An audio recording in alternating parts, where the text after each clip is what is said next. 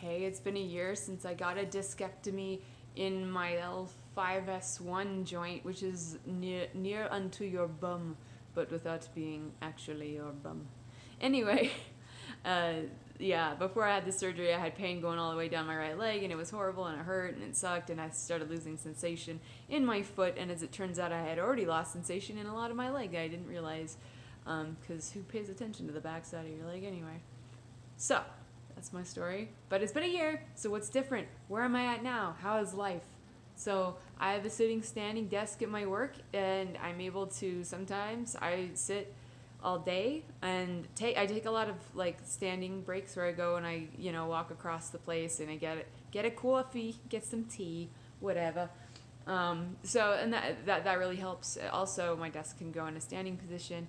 When I'm watching a movie here or watching TV, I sit on the cracks of the sofa because that's where everything is the most stable. And yeah, I just listen to my body and I stand up when I need to stand up. And if I go to the gym regularly, I get a lot more mileage out of sitting. I can sit for longer periods of time. I can sit in more particular situations. The only exception to this is my car. Fuck seats in cars. Like, they're not designed well, or at least they're not designed for me. So I still wear my back brace when I drive. Like, I haven't needed to wear my back brace in nearly a year now. From the doctor, and it's just like I just never stopped wearing it in my car. Every time I've tried to just go normal, it hurts. It starts to ache within me driving just like a mile from my house. And so if I wear the back brace and a little pad in my car, it's just one of those back thingies that strap onto your seat. It's just a little cushion. Yeah, between the two of those things, I can actually drive for 2 to 3 hours uninterrupted. So yeah, I've had to modify. I kind of hate having to. I'm glad I have the tools I need to deal. I wish I didn't have to.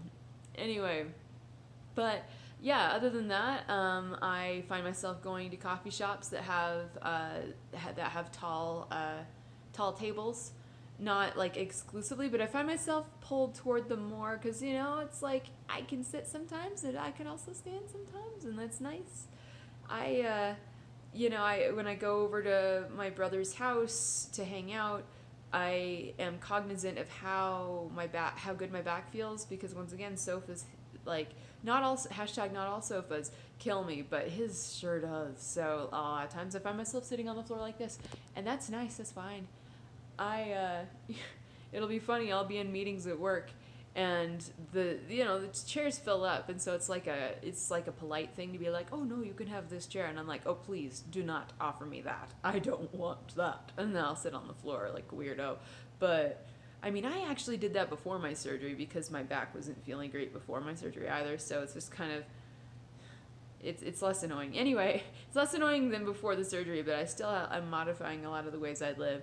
But I don't have, like, day-to-day things are not agonizing. Like, I have no problem taking a shower. I have no problem taking a bath. I have no problem doing yoga. I have no problem getting in and out of bed. I have no problem getting dressed. These are all things that I actually was struggling with a year ago. Yeah. I actually made a list of things that I'm grateful for, and I don't have it in front of me, but that's something I did on the anniversary of my surgery, and it did include a lot of things like that. Like, people who haven't been through this probably can't imagine what it's like to need to brace your entire body just to put on a sock. But like, God, it's just without having to worry about that stuff, life has opened up, and I have made a lot of personal progress. Like, I have gotten into so many things that I never thought that I'd like. So like I like dancing. Who the fuck knew? I like dancing. I like moving around, and I can do that, and it hasn't been a problem. Just go to clubs and stuff and have fun. I went snowboarding on the anniversary of my surgery as a fuck you to the universe, and it didn't hurt. It really didn't hurt, except for my shoulder. It fell on that guy a lot because it was my first time, and apparently snowboarding is awkward at first. But hey, I match. I can be awkward too. Just embrace it. Make it your identity. Anyway, so life is good, and honestly, if you've had a really big health problem weigh you down for a long time, it's just amazing how much emotional and just headspace. There's just so much free headspace to think about what you like and what you want and to engage with the world. Yeah, I've had health problems strung together since 2014, and this is the first time since then that I've been able to not just ruminate on how to deal with pain all the time. I still obviously modify, like I change where I sit, where I put my butt. I go to the gym like 4-ish times a week, sometimes 5 if I'm feeling spunky. And like, yeah, I mean, I still do that stuff, but that's so trivial. And you know, I've had people actually tell me, they're like, wow, you go to the gym a lot. You must have a lot of discipline. And I'm like, I don't tell them this, but I'm like, bitch, do you know what it's like to have the discipline to move your body in incredibly calculated, precise ways to control your pain all the time? That's discipline. That's discipline. Waking up and going to a place is not, like, by comparison, isn't discipline. And what I'm describing is, you know, one of my health problems that's, I believe it to be a side effect of the undiagnosed back issues I've had for years. So I wasn't able to walk without assistance because of patellofemoral syndrome in both of my knees. I woke up one day and both of my knees had just gone crazy. And it's because, in my opinion, it's because my lower back had problems, and the load of the way that I was walking and the way that my muscles were activating to compensate for that resulted in my knees taking a lot of stress, and they just gave out, like, at the same time, rage quit.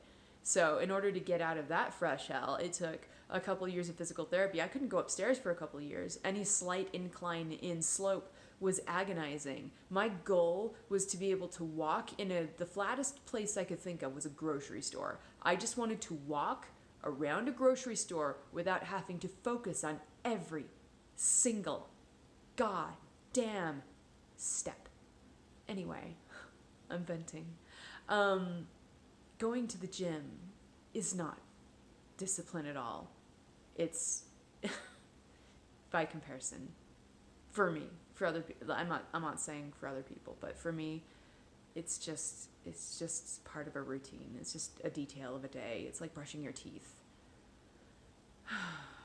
Anyway, can you tell that on the anniversary of my surgery, I have a lot of feelings? I have feelings of gratitude. I have feelings of relief. I also have just taking the time to remember how fucking terrifying it was. It was terrifying. And like honoring or recognizing how much pain I was in. It's not fun to reflect on, but I feel that it is important to do so that I can remember how far I've come and be sympathetic to yester me and all the fucking hard work she did to get to me, to now me. And I hope future me is doing even better. So yeah, anyway, I took off some time from work on the anniversary of my surgery because I knew that these feelings would actually be kind of strong, and they were, and it was a good decision. I went snowboarding one day and then to hot springs for 2 days after that, and it was a good decision. And I knew I was going to have feelings, but I was kind of unprepared for just how strong they were, especially when I'm looking over those old photos. I took selfies, you know, leading up to the surgery and before going into the surgery, and it just like took me right back. You know, we all have different circumstances, but I don't have a traditional family structure. It's basically all on me, and I don't have that kind of emotional support. So like, I think that's part of why I took so many selfies, is I wanted to be able to feel like I was seen by somebody, in a way. And I know that can be kind of like world's smallest violin sad or whatever, but it is the truth. And just remembering how terrifying it was to not know what was going to happen, like if something went wrong. And I'm really glad that everything turned out well. not everything's perfect, but life isn't perfect, and I'll take this. I can run, I can swing on monkey bars, I can lift weights. I can lift 3 times my body weight at the gym with my legs, because I have, like, I don't know, giant legs that giant thunder thighs of justice that will squish all of my enemies. Now if I can fix this guy if I can fix my pinched shoulder, maybe I'll be able to have some defined deltoids. But, you know, back to the present, that's what I'm thinking about right now. I'm so glad to think about, oh, I wish I had defined deltoids, and not like, you know, if I dig into the right place in my IT band, will it make the pain stop? Because that was basically what I did every day after work for months. And I'm glad not to be in that place. And if you are in that place, sympathies in your direction. In my case, the surgery was absolutely the right decision.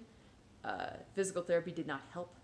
We tried it for a month, and I was losing the ability to feel my foot.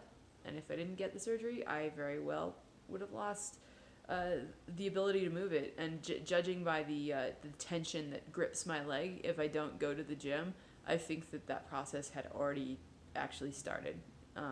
So anyway, I want to end on a happy note, so let's look at my lamp table thing that I just bought, and my cat. Noodle. No, you're gonna be a star, kid. They're gonna love you. She's my little dork. I love her. Anyway, good luck to all of you, and have a good one.